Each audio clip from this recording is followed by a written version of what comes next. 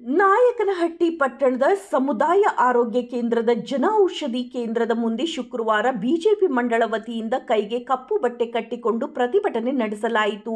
ಇದೇ ವೇಳೆ ನಿಕಟಪೂರ್ವ ಅಧ್ಯಕ್ಷ ಎಂವೈಟಿ ಸ್ವಾಮಿ ಮಾತನಾಡಿದರು.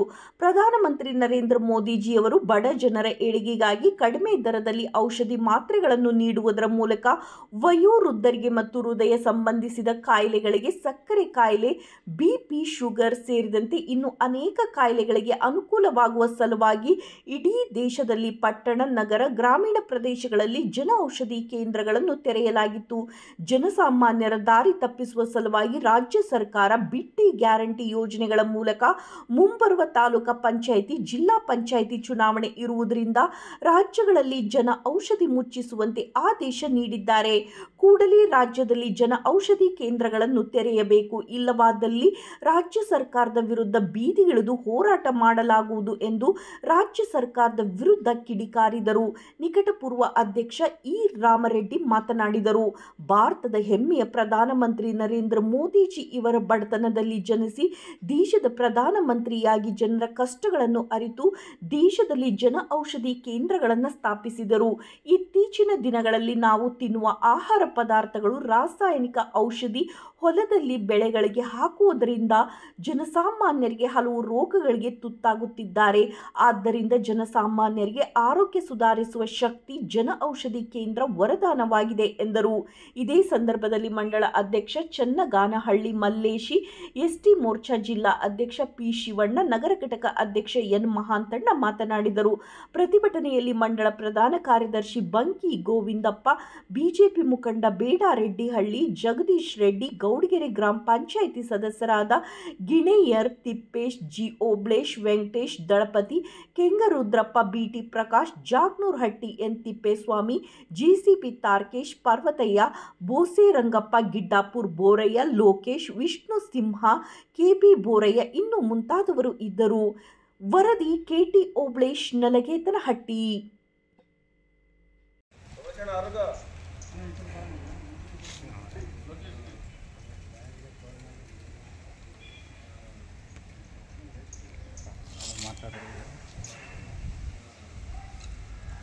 ದೇಶದ ಪ್ರಧಾನಮಂತ್ರಿಯಾದ ನರೇಂದ್ರ ಮೋದಿಯವರು ಜನರ ಕಷ್ಟ ಕಾರ್ಪಣ್ಯಗಳಿಗೆ ಸ್ಪಂದಿಸಿ ಜನೌಷಧಿ ಕೇಂದ್ರಗಳನ್ನು ಇಡೀ ಭಾರತ ದೇಶದಲ್ಲಿ ಪ್ರಾರಂಭ ಮಾಡಿದರು.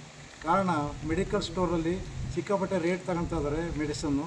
ಬಡವರಿಗೆ ಅದು ಕೊಡ್ಕೊಳಕ್ಕಾಗದಲ್ಲೇ ಸಾಕಷ್ಟು ಬಡ ರೋಗಿಗಳು ಔಷಧಿ ಇಲ್ಲದಲ್ಲೇ ಸತ್ತೋಗಿದ್ದಾರೆ. ಅದನ್ನು ಮನಗಂಡಂಥವರು ಇಡೀ ಕಮ್ಮಿ ರೇಟ್ನಲ್ಲಿ ಜನೌಷಧಿ ಕೇಂದ್ರಗಳನ್ನು ಪ್ರಾರಂಭ ಮಾಡಿಬಿಟ್ಟು ಬಡಬಗ್ಗರಿಗೆ ಅನುಕೂಲ ಆಗಲಿ ಅನ್ನೋ ದೃಷ್ಟಿಯಿಂದ ಈ ಒಂದು ಕೇಂದ್ರಗಳನ್ನು ಪ್ರಾರಂಭ ಮಾಡಿದರು. ಇಡೀ ದೇಶದಲ್ಲಿ ಈ ಒಂದು ಕಾರ್ಯಕ್ರಮ ಯಶಸ್ವಿಯಾಗಿ ಇನ್ನೇನು ನರೇಂದ್ರ ಮೋದಿ ಅವರಿಗೆ ಒಳ್ಳೆಯ ಹೆಸರು ಬರುತ್ತೆ. ಜನೌಷಧಿ ಕೇಂದ್ರದ ಬೋರ್ಡ್ ಮೇಲೆ ನರೇಂದ್ರ ಮೋದಿ ಅವ್ರ ಫೋಟೋ ಇದೆ. ಈಗ ಬರ್ತಕ್ಕಂಥ ಜಿಲ್ಲಾ ಪಂಚಾಯತ್, ತಾಲೂಕು ಪಂಚಾಯತಿಯಲ್ಲಿ ಜನಗಳು ಎಲ್ಲಿಯೂ ಆ ಫೋಟೋ ನೋಡಿಬಿಟ್ಟು ನಮ್ಗೆ ಓಟ್ ಹಾಕೋದಿಲ್ಲ, ನಮ್ಮ ಏನು 5 ಪಂಚಾಯತ್ ಗ್ಯಾರಂಟಿಗಳಿಗೆ ಎಲ್ಲಿ ಕೈ ಕೊಡ್ತಾರೋ ಅನ್ನೋದು ಕೆಟ್ಟ ದೃಷ್ಟಿ ಇಟ್ಕೊಂಡ್ಬಿಟ್ಟು ಬಡವರಿಗೆ ಅನ್ಯಾಯ ಮಾಡ್ತಕ್ಕಂಥ ಒಂದು ಇದನ್ನು ಆದೇಶನ ಹೊರಡಿಸಿದ್ರು. ಏನು, ಎಲ್ಲ ಜನೌಷಧಿ ಕೇಂದ್ರಗಳನ್ನು ಒಂದು ಕರ್ನಾಟಕ ರಾಜ್ಯದಲ್ಲಿ ಸ್ಥಗಿತಗೊಳಿಸಿದ್ವಿ ಅಂತ ಅವೈಜ್ಞಾನಿಕವಾದ ತೀರ್ಮಾನವನ್ನು ರಾಜ್ಯ ಸರ್ಕಾರ ಬಡವರ ಮೇಲೆ ಗದಪ್ರಹಾರ ಮಾಡತಕ್ಕಂಥ ಇಡೀ ಬಡವರು ಈ ಜನೌಷಧಿ ಕೇಂದ್ರದಿಂದ ಸಾಕಷ್ಟು ಅನುಕೂಲ ಪಡ್ತಿದ್ರು. ಎಲ್ಲರೂ ಸಮೇತ ಕಂಗಾಲಾದರು. ನನ್ನದೇ ಒಂದು ಉದಾಹರಣೆ ಹೇಳ್ತೀನಿ. ಪ್ರತಿ ತಿಂಗಳು ನಾನೊಂದು ಶುಗರ್ ಟ್ಯಾಬ್ಲೆಟ್ಸ್ ತಗೊಳ್ತೀನಿ ಅಂದರೆ ಒಂದು ಶೀಟ್ ತಗೊಳ್ತೀನಿ. ಅದು ಅಂಗಡಿಯಲ್ಲಾದರೆ 87 ರೂಪಾಯಿ, ಅದೇ ಜನೌಷಧಿ ಕೇಂದ್ರದಲ್ಲಾದರೆ ಕೇವಲ 37 ರೂಪಾಯಿ. ಇನ್ನೂ ಸಮೇತ ಬರೀ 100 ರೂಪಾಯಿಗೆ ಸಿಗೋ 17-18 ರೂಪಾಯಿ ಸಿಗ್ತಕ್ಕಂಥ ಔಷಧಿಗಳು ಇದ್ದಾವೆ. ಇದೆಲ್ಲ ಮದಗಟ್ಟೆ ಕೇಂದ್ರ ಸರ್ಕಾರಕ್ಕೆ, ಬಿಜೆಪಿ ಸರ್ಕಾರಕ್ಕೆ ಒಳ್ಳೆಯ ಹೆಸರು ಬರುತ್ತೋ ಇದನ್ನು ಈಗಲೇ ನಾನು ಕೊಚ್ಚಾಕಿ ಕೊಡಬೇಕು ಅನ್ನೋ ದೃಷ್ಟಿಯಿಂದ ಬಡವರ ಮೇಲೆ ಮಾರಣಾಂತಿಕವಾದ ಒಂದು ಬರೆಯನ್ನು ಎಳೆದುಬಿಟ್ಟು ಇವತ್ತು ಇಡೀ ರಾಜ್ಯದಲ್ಲಿ ಎಲ್ಲ ಜನೌಷಧಿ ಕೇಂದ್ರಗಳನ್ನ ಸ್ಥಗಿತಗೊಳಿಸ್ತಕ್ಕಂಥ ಕೆಟ್ಟ ಯೋಚನೆಯನ್ನು ಈ ಸರ್ಕಾರ ಮಾಡಿದೆ.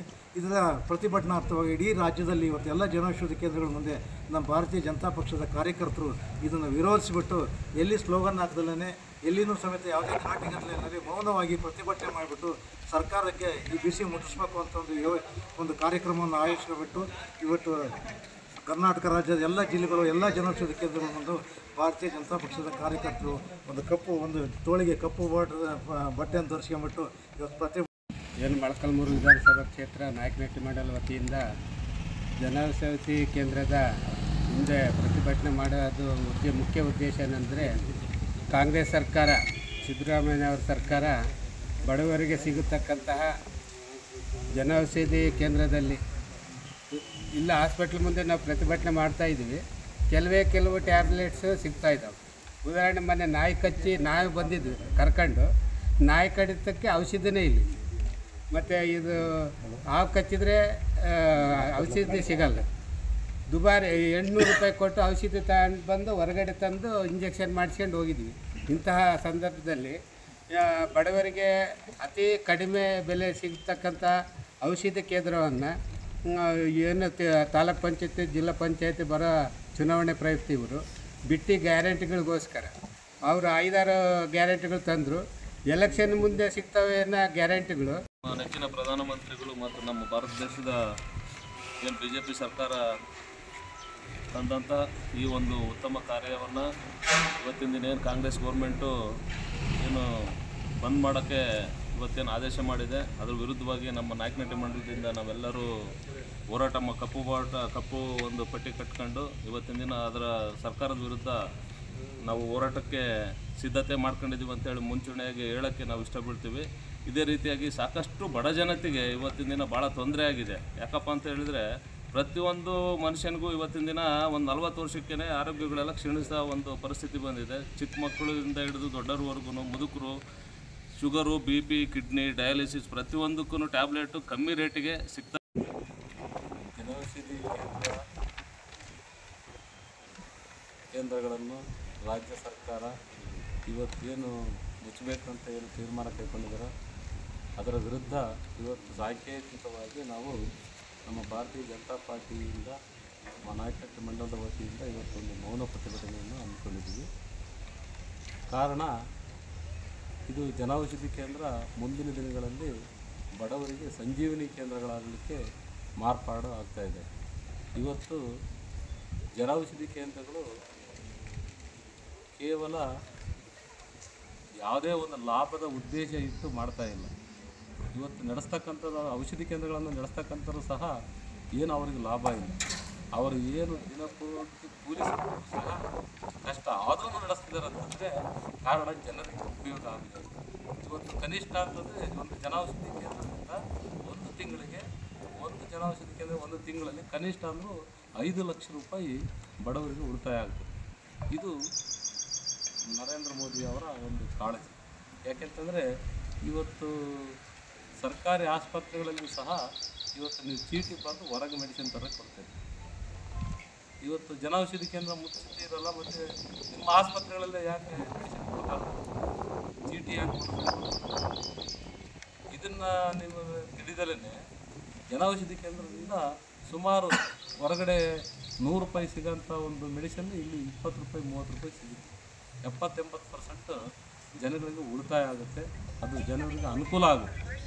ಆದ್ದರಿಂದ ಇಂಥ ಒಂದು ಸಂಜೀವಿನಿ ಕೇಂದ್ರಗಳನ್ನು ಮುಚ್ಚಲಿಕ್ಕೆ ಹೊರಟಿರೋದು ನಿಮಗೆ ನಾಚಿಕೆಗೇಡಂತ ನಾನು ಸಿದ್ದರಾಮಯ್ಯಗೆ ಹೇಳಿ ಇಚ್ಛೆಪಡ್ತೀನಿ.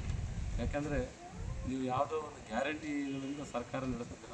ಆದರೆ ಭಾರತೀಯ ಜನತಾ ಪಾರ್ಟಿ ಸನ್ಮಾನ್ಯ ಪ್ರಧಾನಮಂತ್ರಿಯಾದಂಥ ನರೇಂದ್ರ ಮೋದಿಯವರು ನಿಜವಾಗ್ಲೂ ಬಡವರ ಪರ ಕಾಳಜಿ ಇರೋಂಥವರು. ಇವತ್ತು ಆಯುಷ್ಮಾನ್ ಭಾರತದಿಂದ ಎಷ್ಟು ಅನುಕೂಲ ಆಗ್ತಿದೆ, ಜನೌಷಧಿ ಕೇಂದ್ರದಿಂದ ಎಷ್ಟು ಅನುಕೂಲ ಆಗ್ತಿದೆ ಅನ್ನೋದು ಸಾರ್ವಜನಿಕರಲ್ಲಿ ನೀವೇ ಒಂದು ಸರಿ ಮಾನ್ಯ ಪ್ರತಿನಿಧಿಗಳು ಮಾಧ್ಯಮದಲ್ಲಿ ಕೇಳಿ ನೋಡಿದ್ರೆ ನಿಮಗೂ ಗೊತ್ತಾಗ್ತದೆ. ಯಾಕಂದರೆ ಇಂಥ ಒಂದು ಜನೌಷಧಿ ಕೇಂದ್ರಗಳನ್ನು ಮುಂದೆ ನಿಲ್ಲಿಸಿದರೆ ನಿಮ್ಮ ವಿರುದ್ಧ ಉಗ್ರವಾದ ಒಂದು ಪ್ರತಿಭಟನೆ ಮಾಡಲಿಕ್ಕೆ ಇದೊಂದು ಎಚ್ಚರಿಕೆ ಗಂಟೆ ಅಂತ ಹೇಳೋಕ್ಕೆ ಇಚ್ಛೆ ಪಡ್ತಾ ಇವತ್ತು ಏನು ಈ ಕಾರ್ಯಕ್ರಮ ಭಾರತದ ಹೆಮ್ಮೆಯ ಪ್ರಧಾನಮಂತ್ರಿಗಳಾದಂಥ ನರೇಂದ್ರ ಮೋದಿಯವರು ಒಂದು ಬಡ ಕುಟುಂಬದಲ್ಲಿ ಜನಿಸಿ ಏನು ಜನಗಳ ಕಷ್ಟವನ್ನು ಅರ್ಥಂಥ ಒಬ್ಬ ಸಾಮಾನ್ಯ ಮನುಷ್ಯನ ಆಗಿ ಆ ಒಂದು ಉನ್ನತವಾದಂಥ ಒಂದು ಪ್ರಧಾನಮಂತ್ರಿ ಆದಾಗ ಅವರ ಒಂದು ಗಮನದಲ್ಲಿ ಬಂದಿದ್ದು ಇವತ್ತು ನಮ್ಮ ದೇಶದಲ್ಲಿ ಇವತ್ತು ಎಲ್ಲರಿಗೂ ಕೂಡ ಈಗ ನಮ್ಮ ಫುಡ್ಡು ಎಲ್ಲರೂ ಈಗ ಏನು ಎಲ್ಲ ಮೆಡಿಸಿನ್ ಫುಡ್ ಈಗ ನಾವೆಲ್ಲ ತಿಂತಾ ಇರೋದು ಕೂಡ ನಾವು ಏನಿವತ್ತು ಏನೇ ರೊಟ್ಟಿ ಆಗಿರ್ಬೋದು, ರಾಗಿ ಆಗಿರ್ಬೋದು, ನಾವು ಏನಿವತ್ತು ಅಕ್ಕಿ ಆಗಿರ್ಬೋದು, ಏನು ತರಕಾರಿ ಆಗಿರ್ಬೋದು ತಿನ್ನೋದು ಎಲ್ಲ ಮೆಡಿಸಿನ್ನಿಂದ. ಎಲ್ಲರೂ ಪ್ರತಿಯೊಬ್ಬರಿಗೂ ಈಗ 100ಕ್ಕೆ ಕನಿಷ್ಠ 60-70% ಎಲ್ಲರಿಗೂ ಶುಗರು, BP ಎಲ್ಲ ಇದೆ. ಇವೆಲ್ಲ ದಿನನಿತ್ಯ ಎಲ್ಲರೂ ತಾಳಲೇಬೇಕು ಇದು ಟ್ಯಾಬ್ಲೆಟ್ಸ್. ಶುಗರ್ ಇವತ್ತೆಷ್ಟು ಈ ಸ್ವಾಮಿನಾಥಗೆ ಶುಗರ್ಗೆ ಇವತ್ತು 87 ರೂಪಾಯಿ ಒಂದು ಸೀಟು ಇವತ್ತು 30 ರೂಪಾಯಿ 35 ರೂಪಾಯಿ ಸಿಗುತ್ತೆ ಅಂತಂದರೆ ಎಷ್ಟು ಜನ ಇವತ್ತು ಬಡವರು ಬಗ್ಗರನ್ನಲ್ಲ ಎಲ್ಲರಿಗೂ ಸಾಮಾನ್ಯ ಆಗಿಬಿಡ್ತದೆ BP ಶುಗರು ಎಲ್ಲ. ಮತ್ತು ಬೇರೆ ಬೇರೆ ಕಾಯಿಲೆಗಳೆಲ್ಲ ಬರ್ತಾ ಇದ್ದಾವೆ.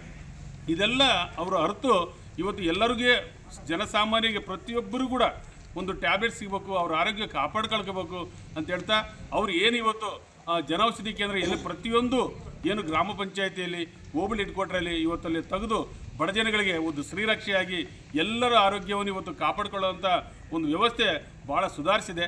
ಇದೆಲ್ಲ ಮನಗಂಡಂಥ ಈ ಕಾಂಗ್ರೆಸ್ನವರು ಏನು ಗ್ಯಾರಂಟಿಗಳನ್ನು ಕೊಡ್ರಿ ನಾವು ಬೇಡನಲ್ಲ, ನಿಮ್ಮ ಗ್ಯಾರಂಟಿ ನಿಮ್ಗೆ ಇರುತ್ತೆ.